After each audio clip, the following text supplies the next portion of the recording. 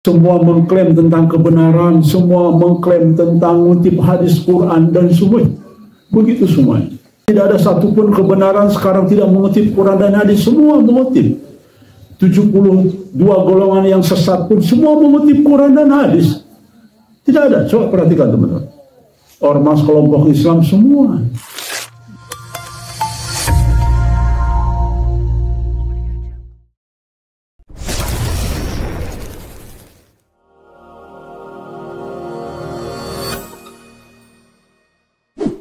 Kita akan melanjutkan sesi yang kemarin sudah dibahas, yaitu ciri-ciri kelompok yang betul-betul sesuai dengan puluhan bahkan ratusan kitab terkait dengan kelompok pejuang akhir zaman sebagai pemegang panji-panji. Di seri pertama kemarin kita sudah membahas banyak hadis dan juga kajian-kajian sebelumnya. Kita di sini sudah hampir 3 tahun menuju 4 tahun kajian non-stop pada subuh, dan semua membahas dari sisi Quran dan hadis, juga mubasyirat terkait dengan akhir zaman. Kalau kita lihat dari apa yang kita pahami sejak ada kajian di sini, ketika kita melihat siapa kelompok itu, jangan sampai salah kelompok. Sebetulnya ada di pusatnya, ada di 3. Pertama, pijakan yang paling harus kita ikuti adalah kelompok Taifah Al-Mansur, yaitu ada dalam hadis riwayat Bukhari Muslim. Taifah Al-Mansur ini jelas disebut-sebut dalam banyak hadis, yaitu pertama, berarti harus kelompok. Jadi kalau ada ustadz akhir zaman tidak punya kelompok yang terbina, yang betul-betul selalu berjalan di dalam konteks mahdawi, baik pembicaraannya, langkahnya, atau apapun, maka itu diragukan sebagai kelompok ini. Apalagi hanya yang ceramah saja.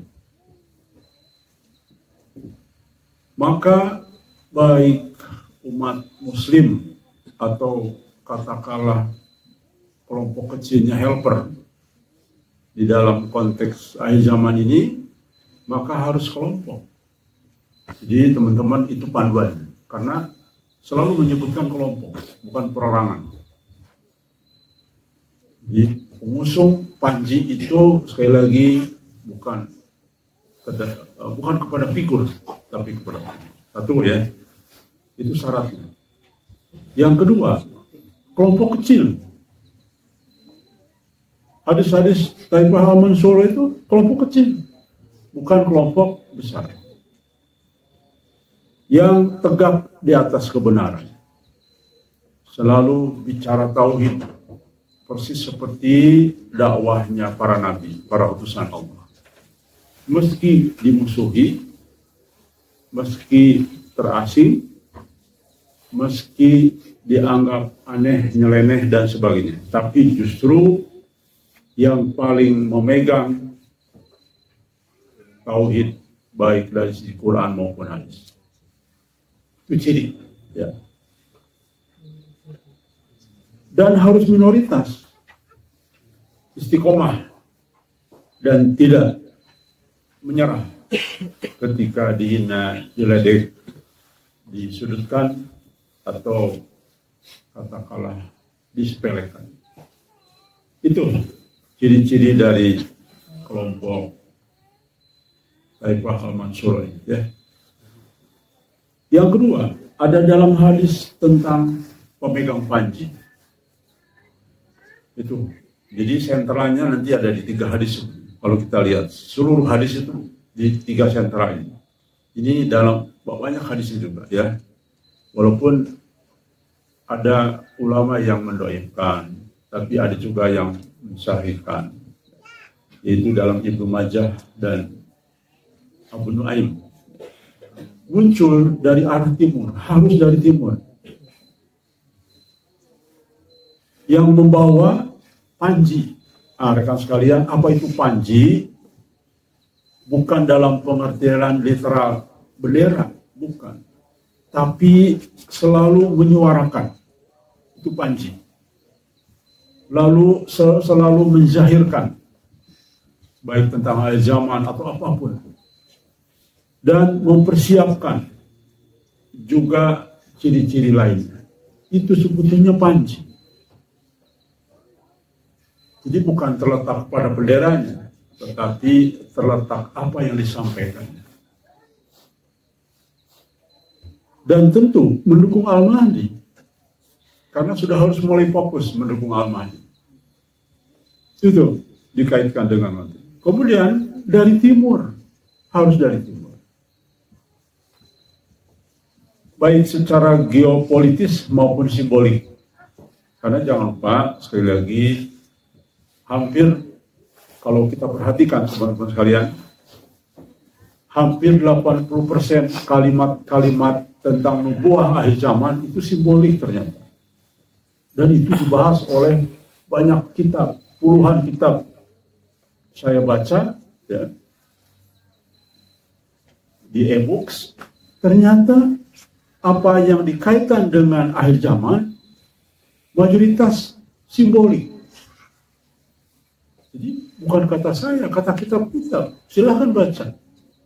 Yang menyangkut akhir zaman itu ternyata jarang sekali yang literal, tapi lebih banyak simbolik. Sama, namanya Mahdi juga simbolik kan. Julukan. Dajjal juga demikian. Jadi banyak sekali. Duhon juga demikian. Apa coba yang tidak simbolik? Lengkap. Semuanya simbolik. Ya, hampir semua, enggak semua. Nah, rekan sekalian, dan dari timur ini bukan yang bersama Al-Mahdi, bukan yang terus-menerus bersama Al-Mahdi, tapi dia mengenal Al-Mahdi. Kenapa? Karena ada hadis kelompok ini pernah minta kebaikan kepada Al-Mahdi. Ayo Al-Mahdi, sadarlah. Ayo Al-Mahdi, ayo mulai jalan kepada jalan luruslah. Mulailah menuju kepada jalan ruhani. Nih, di mimpimu ada, kamu harus sekolah Ibrahim. Itu, minta kebaikan. Tapi mereka dicuekin sama Al-Mahdi, jaim Al-Mahdinya. Itu harus sesuai dengan hadis itu. Karena itulah kelompok itu. Kelompok itu meminta kebaikan tapi tidak diberikan. Namun berjuang sendiri akhirnya. Dan Allah kasih, beri kekuasaan. Nah, silakan cari kelompok yang pernah sering menegur Al-Mahdi. Jadi, rekan sekalian, kita sekali lagi saya di awal sudah sampaikan, bukan ingin berpihak, tapi ini sesuai dengan hadis. Hadisnya karena begitu. Hadis bukan bikinan saya, tapi sudah ada dalam banyak kitab bahwa kelompok ini meminta kebaikan kepada Al-Mahdi.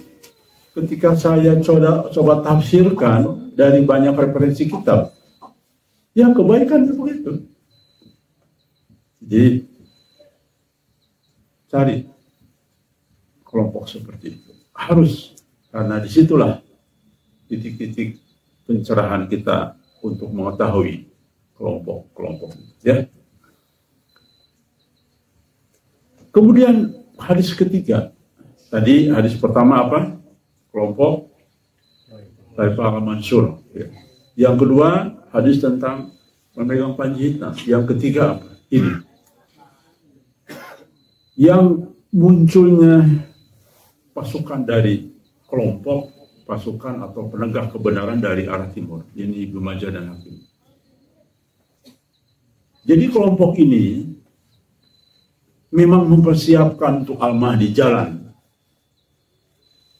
Dan kelompok ini bukan untuk berkuasa, tapi mempersiapkan, menyerahkan. Jelas ya? Intinya itu sebetulnya.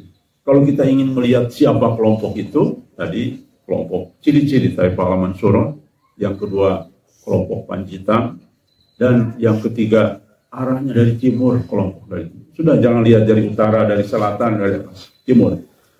Nah, rekan sekalian, untuk melihat timur itu, maka rujukannya adalah sebuah realita yang banyak dibicarakan oleh baginda Nabi Muhammad SAW. Jangan harang-harang timurnya. Apa rujukannya? Kita pernah mengkaji ini khusus, bahwa ternyata Ka'bah itu memiliki simbol luar biasa. Kita tahu bahwa sudut Ka'bah itu ada 4. Ya, maka rekan-rekan harus paham ada sudut Yamani. Ternyata betul presisi ke Yaman. Kalau kita lihat sejarah Yaman pernah gemilang, Islam maju besar di sana, menjadi kiblat kemajuan Islam dalam peradabannya. Yang berikutnya ada sudut apa itu? Iraki. Ternyata Masya Allah betul, Irak itu pernah punya peradaban luar biasa. Bahkan dikatakan kota 1001 malam. Bayangkan. Ya, jadi itu julukan yang sangat tinggi bagi sebuah kota. Dan terbukti betul, Iran begitu. Yang berikutnya apa? Syam. Benar juga. Sobat teman-teman. Islam itu pernah jaya di tempat itu, termasuk Mekah. Kalau Mekah memang Ka'bahnya di situ. Di luar Mekah ternyata hanya itu. Tidak ada lagi kemajuan terbesar Islam, hanya di 3 itu. Islam itu selain di Mekah tentunya ya. Ini menandakan persis sudut pandang, isyarat dari Allah. Makanya teman-teman sekalian, begitu banyak simbol yang Allah sampaikan kepada kita. Dan terakhir adalah sudut pandang timur. Apa namanya? Hajar Aswad. Hajar itu sudut Aswad. Teman-teman tahu nggak? Pernah nggak umroh atau haji? Sudut Hajar Aswad itu titik apa coba? Batu.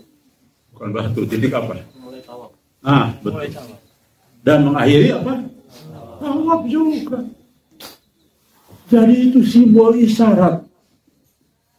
Terakhir kemajuan akan dari timur. Dan ternyata hampir semua pihak. Saya download beberapa video.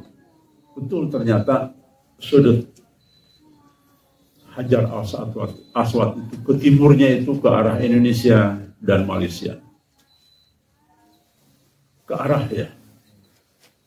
Rekan sekalian, masa kita tidak mau melek dengan petunjuk isyarat ini? 3 peradaban Islam maju di 3 tempat. Persis sudut-sudut itu. Masa kita tidak mau melek sudut terakhir dan isyarat tawaf terakhir juga, dari mulai titik awal sampai terakhir, itu menandakan betullah bahwa akan muncul kelompok-kelompok itu dari timur dan insya Allah dari Nusantara, dan sudah kita banyak kaji ya. Rekan sekalian, dari ketiga hadis tadi yang utama, maksudnya hadis sebagai panduan arah, hanya 3 itu untuk melihat kelompok, terutama ya, banyak hadis turunannya, tapi yang utama itu. Rekan sekalian,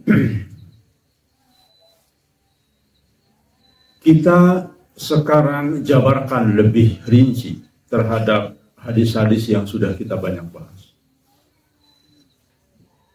Dari kesimpulan banyak hadis, puluhan hadis yang sudah kita bahas, saya ingin mencoba senetral mungkin. Sekali lagi, saya tidak membela siapapun, termasuk kelompok di sini. Tidak, saya hanya bicara persis sesuai dengan apa yang ada dalam hadis dan ditafsirkan oleh para ulama. Karena saya bukan ulama, maka selayaknya lah saya harus mengutip beliau-beliau. Karena beliau-beliau lah orang-orang jauh lebih memahami urusan-urusan keagamaan. Pertama, hadis-hadis itu ternyata menggambarkan kelompok ini tidak terafiliasi dengan politik dan tidak pernah bicara politik. Tuh, hadis. Jadi kalau ada kelompok yang sekarang seolah-olah menjadi kelompok akhir zaman, tapi banyak beririsan dengan politik, itu bukan berarti. Itu detailnya ya. Yang berikutnya, muncul dalam bentuk komunitas ruhani ternyata. Kemarin saya sudah katakan, silakan syekh-syekh, ulama-ulama, ustadz-ustadz, kiai-kiai membaca yang detail. Jangan hanya teks hadis yang umum saja, tapi juga banyak kitab yang harus kita sampaikan. Baca. Kenapa ada beberapa kitab yang mengatakan kelompok ini harus kelompok ruhani? Kenapa? Karena zamannya Al-Mahdi itu zaman pertolongan, bukan zaman karena kuat. Karena umat Islam hebat, bukan, justru kita kalah dari sisi power, kalah dari sisi ekonomi, kalah dari sisi SDM, kalah. Apa coba? Kalah kecerdasannya, semuanya kalah. Dan untuk melampaui peradaban kekuatan orang lain perlu bergenerasi-generasi. Kita mau mengalahkan Amerika dari sisi SDM, perlu mungkin 10 generasi ke depan. Generasi tahu? Ya generasi kita, anak kita, cucu kita, cicit kita, baru bisa mengalahkan. Itu pun harus dengan kerja keras yang luar biasa, harus revolusi. Kenapa? Karena setiap kemajuan kita maju, orang lain lebih maju lagi. Ya. Kita baru bikin kapal induk, baru mulai. Orang lain sudah punya ribuan kapal induk. Nah, begitu. Kita punya kapal induk 10, mereka sudah 10.000 punya. Kita punya levelnya begini, orang sudah kemana? Jadi sepertinya mustahil kemenangan itu karena kekuatan kita. Tapi percayalah karena pertolongan Allah. Maka wajar para ulama mengatakan kelompok ini harus kelompok ruhani. Orang yang terbebas dari banyak masalah dunia, orang yang tidak ada dalam kubangan dunia, ya. Ini kata kita, bukan kata saya, bukan karena kita begini, bukan. Sekali lagi saya katakan, saya ulang-ulang, saya ingin bicara dari sisi kitab, ya, bukan mendarat. Jadi kelompok ini bukan ormas ternyata. Kalau kita perhatikan dari hadis, bukan, dan bukan kelompok besar. Tidak ada tanda-tanda hadis Atsar atau kitab-kitab mengatakan kelompok pengusung akhir zaman itu yang membela, memegang panji-panji itu kelompok besar. Tidak ada. Tidak ada sama sekali. Semua mengindikasikan kelompok kecil. Cari kelompok kecil. Pada saat dia berjuang, sampai dia menyerahkan kekuasaannya, tidak dipimpin Imam Mahdi atau Al-Mahdi. Hadisnya menunjukkan itu. Justru kelompok yang benar sebagai panji, pemegang panji itu tidak dipimpin Al-Mahdi. Perhatikan dengan baik-baik hadis itu. Jadi mohon maaf para helper yang sekarang ada di mohon maaf. Ini memang begitu. Silakan baca. Ya, silakan baca dengan jernih, dengan baik. Ternyata kelompok panji ini tidak dipimpin Al-Mahdi, tidak. Nanti dipimpin kalau saat penyerahan kekuasaan dan pada saat nanti dibayar, ya. Oke. Kemudian yang berikutnya, puluhan kitab mengatakan mereka diberi karunia mimpi-mimpi benar. Coba bayangkan. Ada. Makanya saya heran, kenapa ustadz-ustadz akhir zaman tidak baca kitab-kitab itu? Sudah sering kita sampaikan kitab-kitabnya. Wajar. Kenapa? Karena Nabi mengatakan akan ada kabar kenabian, semakin mendekati kiamat semakin benar. Wajar. Jadi ulama mengatakan kelompok ini akan diberi karunia berupa mimpi-mimpi. Ini mungkin baru dengar. Baru dari kita barangkali. Saya belum pernah mendengar itu. Ada tokoh agama yang mengatakan ini. Padahal kitab kita banyak loh rujukan, ya. Dan kita sudah sampaikan itu sering. Kelompok ini harus mempunyai ciri khas. Mereka bagai keluarga besar. Dan pemimpinnya bagai seorang ayah. Ada kalimat-kalimat dalam kitab-kitab itu. Sudah kita bahas. Pernah mendengar? Harus kelompoknya itu seperti keluarga besar. Mereka bagai anak dan ayah, gitu loh, ya. Cari saja, silakan kelompok itu. Nah, rekan sekalian, ciri-ciri ini saya detailkan lagi. Di dalam kitab-kitab, mereka ini harus hidup. Kemudian mereka ini terus meneriakkan, menzahirkan, menegaskan tentang Al-Mahdi. Kemudian mereka ini penyuruh jalannya Mahdi. Silakan. Itu hadis-hadis detailnya, rincian. Kemudian mereka fokus kepada penghimpunan jiwa-jiwa yang sadar pada akhir zaman. Tapi target mereka bukan jumlah. Mereka tidak berambisi buka cabang sini, buka cabang situ. Ya. Kemudian melantik cabang sana, cabang sini. Bukan itu. Dalam hadis nggak ada itu. Yang ada mereka fokus mengambil jiwa-jiwa yang sadar akhir zaman. Dan mereka lebih kepada fokus kualitas. Silahkan baca kitab-kitab. Saking banyaknya, nggak perlulah, silahkan aja mereka nyari sendiri, jangan disuapin terus. Kalau mau lihat kajian-kajian sebelumnya, ya. Kajian Majelis Gajah sebelum-sebelumnya sering mengutip-utip kitab yang tidak populer dikutip oleh para ustadz dari zaman, tidak populer memang. Mereka hanya mengutip hadis-hadis yang populer. Padahal sesungguhnya ternyata ulama-ulama terdahulu banyak sudah mengklasifikasikan ini. Cuman mereka karena dianggap bukan kelompoknya mungkin atau tidak sepaham, mereka tidak kutip. Alhamdulillah Majelis Gajah netral. Netral bukan berarti kita tidak punya prinsip. Netral kita adalah kita mendengar semua pihak, punya prinsip itu. Wow, itu ulama sufi. Waduh. Jangan begitu. Sufi dulu beda dengan sufi sekarang. Sufi dulu lurus, tegak lurus.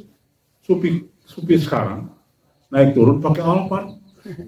Itu bukan sufi namanya. Karena sufi itu harus juhud. Jadi kalau dia bilang mereferensikan dengan cerminan sufi sekarang, ya bukanlah, bro, bukan. Lihat ulama sufi zaman dulu, betul-betul mengasingkan diri, ya. Bahkan banyak di penjara, kitab-kitab keluar ketika di penjara, menulis kitab. Begitu. Oke, baik.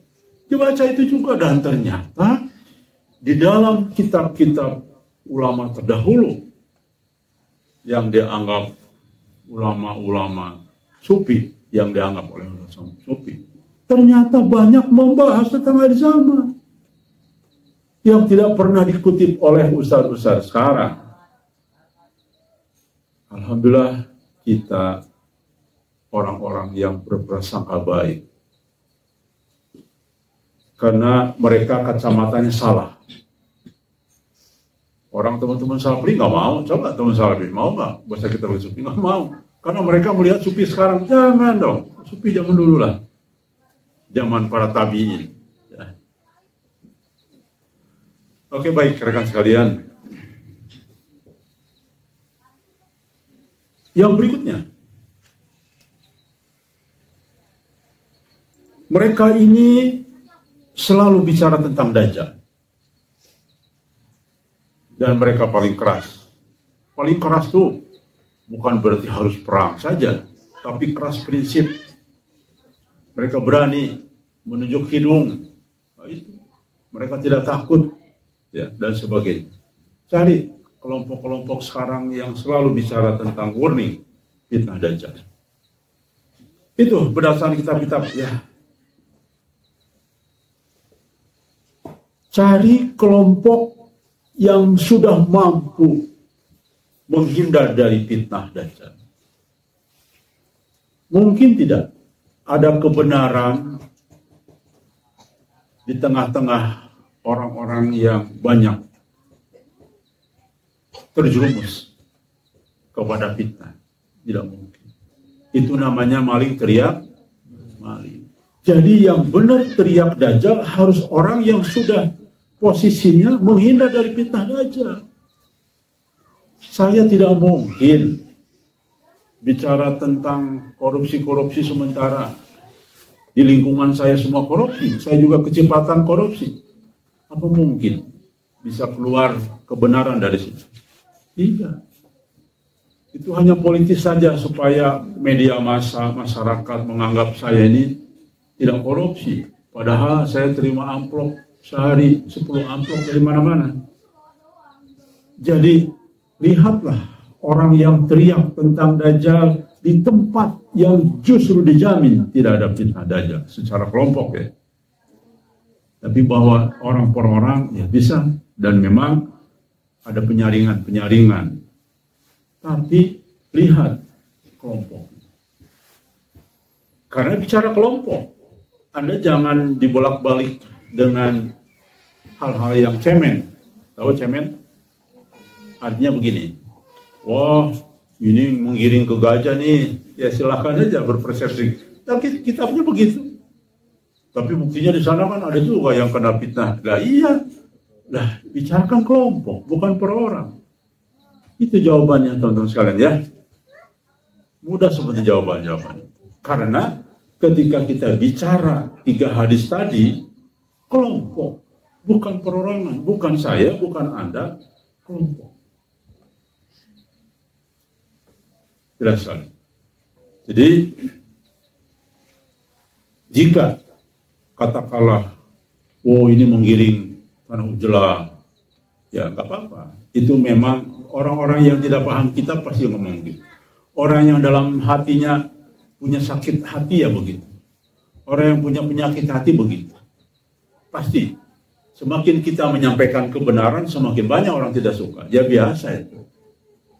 Itu hal yang lumrah. Dan sudah tua. Kalau kita tidak ada yang benci dengan kita, tidak ada yang tidak suka dengan kita, maka justru aneh. Karena tidak ada sejarahnya para pembela kebenaran itu disukai banyak orang. Tidak ada. Tunjukkan sejarah itu. Tidak pernah ada. Mereka selalu terkecil, mereka selalu sedikit, mereka selalu diremehkan, dan sebagainya. Dan ada satu ciri khas lagi. Mereka bukan kelompok ahlul kitab. Sudah pasti. Oke. Di sini kelompok ahlul kitab bukan? Yang ngomong aja ini. Bukan ahlul kitab, ya. Baik rekan sekalian. Itu ciri-ciri berikutnya. Jadi mereka harus teriak tentang Dajjal di tempat yang bebas dari fitnah Dajjal. Bebas dari fitnah Dajjal dalam pengertian kelompok. Bro, bukan perorangan. Bahkan alhamdulillah mereka lah yang sesungguhnya murni teriak Dajjal. Oke. Mereka adalah kelompok. Nih, dalam kitab banyak kitab. Mereka adalah kelompok yang terus membina di internal dalam bidang kesabaran, dalam bidang kejuhudan, tawakal, dan sebagainya. Dan bukan orang yang mengemis-ngemis dana, ngajuin proposal kemana-mana, minta dana. Bukan. Itu isyarat dari kitab-kitab. Mereka mandiri. Kenapa mandiri? Karena Allah menolong mereka. Allah yang memberi kehidupan bagi mereka atas pertolongannya. Itu ciri-cirinya dalam banyak kitab-kitab. Silakan ya, dibaca makanya. Semua kitab, jangan hanya 1-2 kitab saja, tapi semua. Karena itu semua kitab saling melengkapi ternyata. Saling melengkapi teman-teman sekalian. Kalau mau kita lihat ya. Hadis-hadis yang sering dikutip-kutip Ustaz akhir zaman itu benar juga. Tapi mereka mengabaikan pendapat-pendapat yang lain. Oke. Kemudian yang berikutnya, di dalam beberapa kitab mereka akan menerima mimpi. Kelasnya tawatur. Kelasnya mutawatir.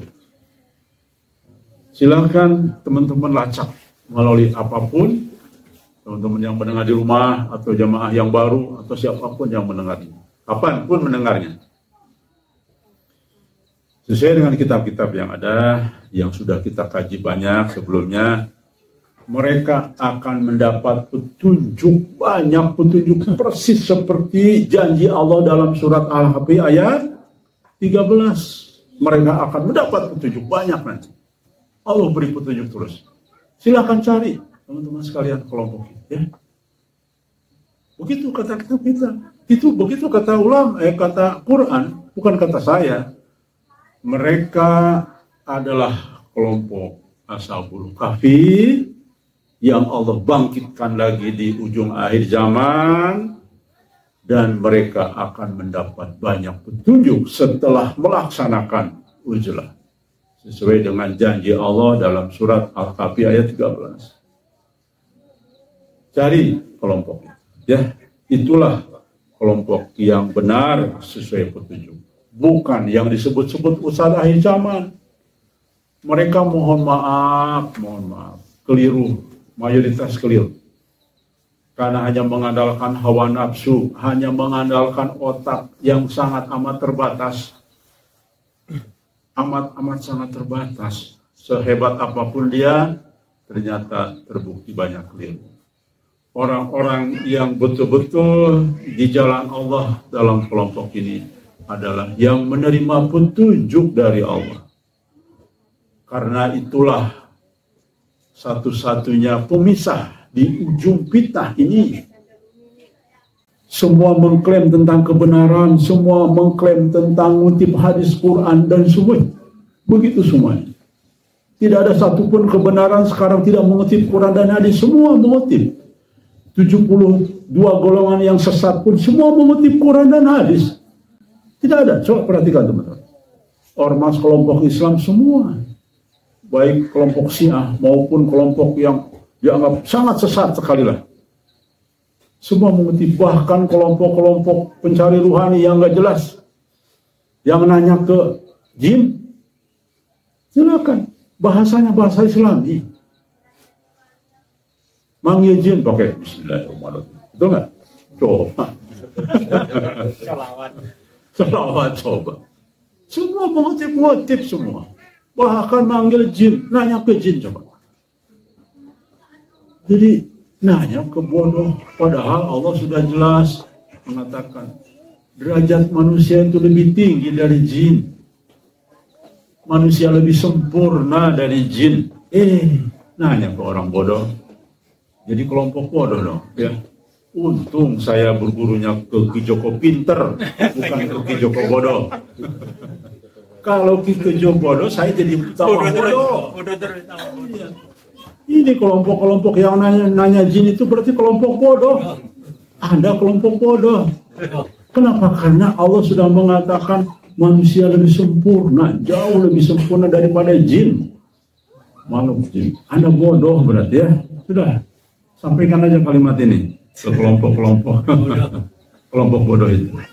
Bukan kata saya, kata Quran, kata Allah Subhanahu wa taala. Ya, jelas. Jadi kelompok ini banyak kitab yang sudah kita kutip banyak. Mereka cirinya terakhir adalah harus banyak menerima petunjuk, dan petunjuk yang absah, yang sah hanya satu, mengandung nilai kenabian. Betul ada petunjuk dalam bentuk apa namanya? Inspirasi. dan sebagainya. Tapi bukan kabar kenabian itu hanya untuk pribadi. Yang mengandung petunjuk nilai kenabian hanya dalam bentuk mimpi. Itu yang sah dan absah. Jadi kalau ada orang mengatakan dapat petunjuk, tanya petunjuknya apa. Lalu setelah itu lihat, tawatur tidak, mutawatir tidak. Jangan sampai akhirnya hanya semacam godaan, ujian buat orang itu. Karena makanya Majelis Gajah sekarang saya minta kepada pengumpul mimpi, tim yang di-share di grup harus derajatnya tawatur. Harus mimpinya dimimpikan oleh banyak orang. Tidak boleh lagi yang tunggal atau individu. Karena ternyata risikonya 99% itu ujian bagi orang. 99% itu angan-angan ternyata. Jadi orang-orang yang bermimpi, kemudian mimpinya individu nilainya tentang dirinya, maka jatuhnya hampir resikonya itu hanya angan-angan, rekan-rekan sekalian. Ya, begini, ini saya ingin membahas lebih jauh tentang masalah verifikasi terkait dengan kelompok-kelompok ini. Bagaimana Kang dengan kelompok yang berjuang di Timur Tengah yang juga mengusung Al-Mahdi? Lihat apa fokus mereka, kekuasaan, politik, atau kekerasan, bahkan jalan perang. Bukan. Mana ada contoh pengikut para nabi, para rasul, jalan kekerasan? Tidak ada. Jadi jangan percaya dengan kelompok-kelompok yang dianggap sekarang, angkat senjata. Jangan, bukan. Karena sekali lagi, kelompok yang benar di ujung akhir zaman, kelompok yang ditolong oleh Allah. Yang ditolong oleh Allah itu adalah orang-orang yang selalu zikir, beribadah kepada Allah. Bukan hanya zikir, la ilaha illallah, bukan begitu. Zikir itu luas sekali. Ya, arti. Itu hanya sebagian dari cara zikir. Nah, kelompok ini haruslah kelompok bersih dari maksiat, harus kelompok bersih dari syirik. Karena tidak mungkin Allah menolong kelompok ini kalau masih perilaku syirik. Tidak mungkin orang ini kalau ketuanya saja masih gambar pasang di rumah, gambar foto di rumah yang dipajang, tidak mungkin. Kelompok ini masih banyak melakukan bid'ah atau bahkan banyak hal yang tidak dicontohkan oleh Nabi. Kenapa? Jangan lupa, Al-Mahdi itu pembaharu. Pembaharu itu berarti kelompoknya juga kelompok pembaharu. Tidak mungkin Al-Mahdinya pembaharu, pengikutnya pelaku syirik, tidak mungkin. Tidak mungkin Al-Mahdinya itu pembaharu, lalu kelompoknya kuburiyun. Tidak mungkin. Mustahil itu. Ya, maka rekan sekalian, lihat. Kalau ada kelompok bermunculan, lalu mereka hanya bicara politik, kekuasaan, sebagainya, ngatur kekuasaan, harus berebut kekuasaan supaya nanti syariat Islam tegak. Tapi mereka lebih kepada fokus politik, mengambil kekuasaan. Itu bukan yang dimaksud kelompok. Ya. Kemudian, bagaimana Kang dengan kelompok-kelompok yang sekarang banyak di sosial media? Rekan sekalian, jika ada kelompok, entah itu kelompok luar, entah kelompok helper, yang hanya ngomong di media sosial saja, bersatu di media sosial saja, bukan, jauh dari kelompok yang dimaksud oleh hadis-hadis dan kitab-kitab ulama. Jauh, bukan itu. Mereka lebih kepada bagaimana membangun, memberi contoh, dan menyatukan ikhwan-ikhwan ini menjadi sebuah keluarga besar. Itu tandanya jelas sekali. Dalam kitab-kitab mereka terlihat mukanya bekas wudu. Kita tahu dari mana muka wudu? Mimpi Palestina.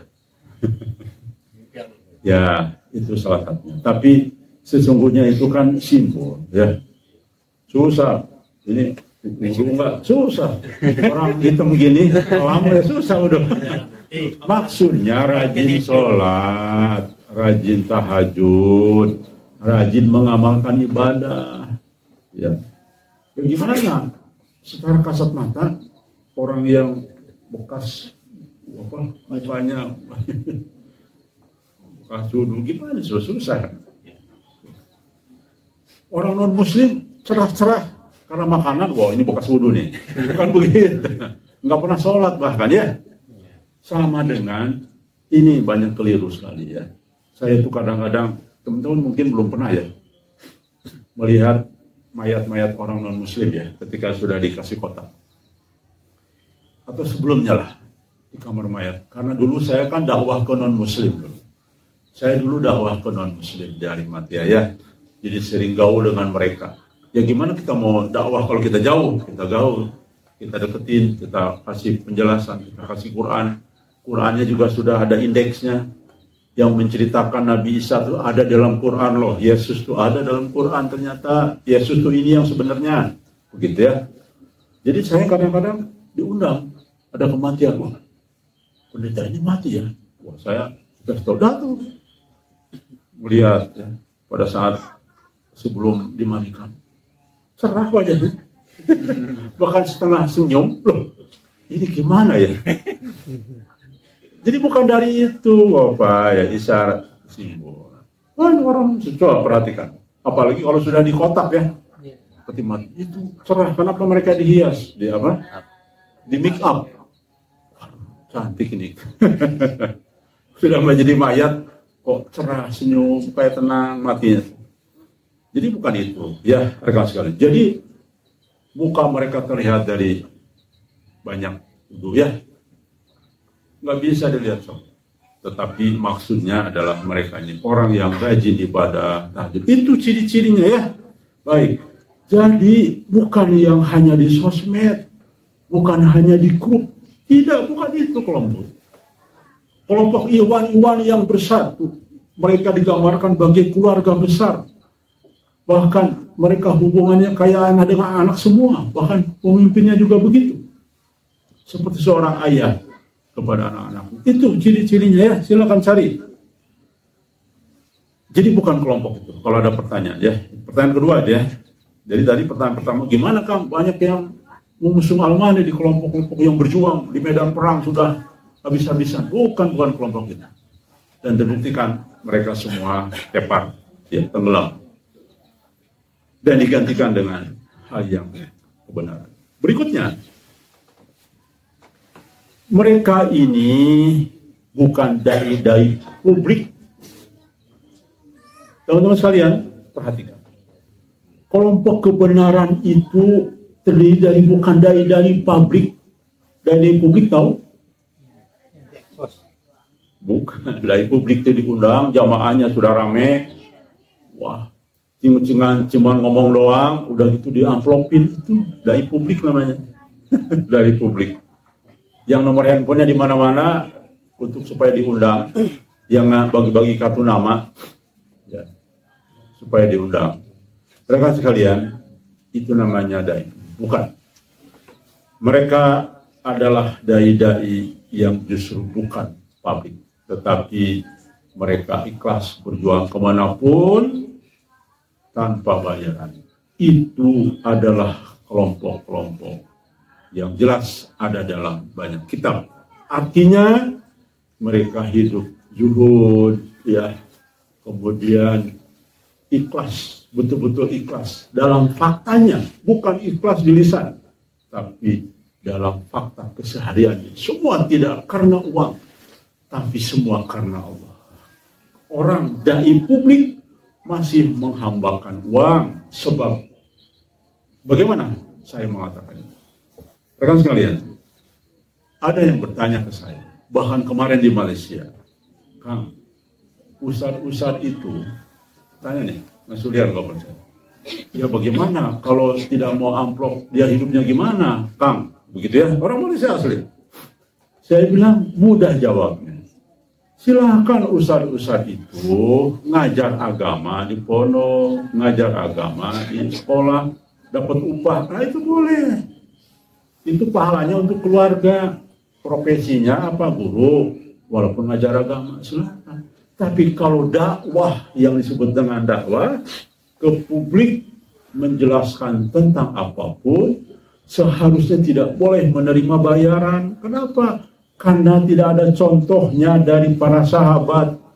Nabi apalagi habis khotbah Jumat lalu Nabi dikasih amplop, ada nggak sejarah? Tidak ada. Sampai para sahabat tabi'in, ulama terdahulu tidak. Bahkan mereka karyanya, kitab-kitabnya dahsyat, tidak ada. Cetak untungnya sekian, tidak ada. Semua lillah karena Allah Subhanahu wa taala. Itu yang benar, ya. Kenapa? Karena mereka harus menjadi pembaharu. Karena mengikuti seorang pembaharu yang lain, ya.